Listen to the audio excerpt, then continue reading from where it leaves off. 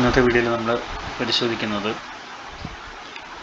Computer service charge എങ്ങനെ നൽകാമെന്നുള്ളതിനെ കുറിച്ചിട്ടാണ്.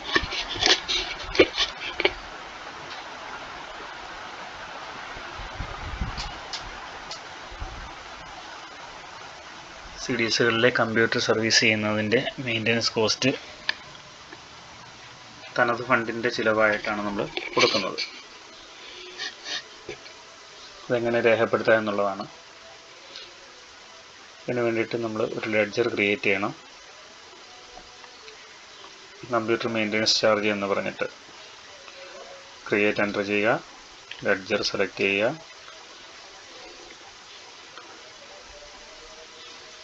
ഇവിടെ നമ്മുടെ ചിലവിൻ്റെ പേര് കമ്പ്യൂട്ടർ മെയിൻ്റനൻസ് ചാർജ്.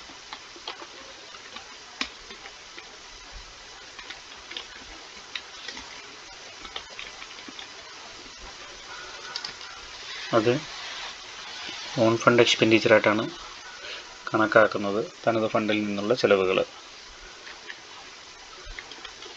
നമുക്കതിനെ ഇൻഡയറക്റ്റ് എക്സ്പെൻസ് ആയിട്ട് എൻ്റർ ചെയ്യാം.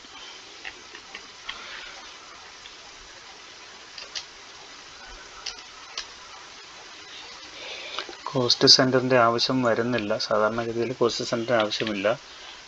ആരാണോ കമ്പ്യൂട്ടർ സർവീസ് ചെയ്യുന്ന അവരുടെ ബില്ലോട് കൂടിയായിരിക്കും നമ്മൾ പേയ്മെൻറ്റ് കൊടുക്കുന്നത്. അല്ല, കോസ്റ്റ് സെൻറ്റർ ആവശ്യമുള്ളവരാണെങ്കിൽ അത് ഓൺ ചെയ്ത് എൻ്റർ ചെയ്യുക.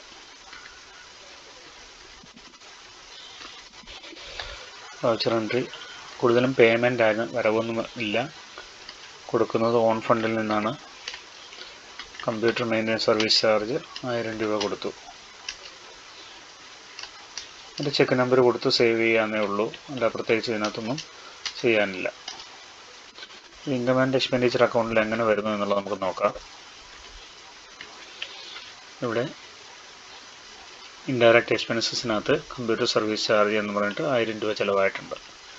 നമുക്ക് മിക്കവാറും നമ്മുടെ തനത് ചിലവുകളെല്ലാം ഇങ്ങനെ തന്നെയാണ് വരുന്നത്. Block PRM fund, expenses, computer service charge, electricity expenses, internet expenses, meeting refreshment, ഇങ്ങനെയുള്ളവയെല്ലാം ഓൺ ഫണ്ടിൽ നിന്നുള്ള ചിലവുകളാണെങ്കിൽ പോലും ഇത് ഇങ്ങനെ സ്പ്ലിറ്റ് ചെയ്ത് കാണാൻ കഴിയുമെന്നുള്ളതാണ്.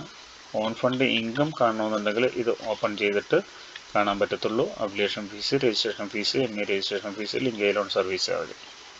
ഓക്കെ, ഇതിങ്ങനെ ഇൻകം ആൻഡ് എക്സ്പെൻഡിച്ചർ എടുക്കുന്ന സമയത്ത് ഓൾട്ട് F1 പ്രസ് ചെയ്യുമ്പോൾ നമുക്കിങ്ങനെ ഡയറക്റ്റ് കാണാൻ കഴിയുമെന്നുള്ളതാണ്.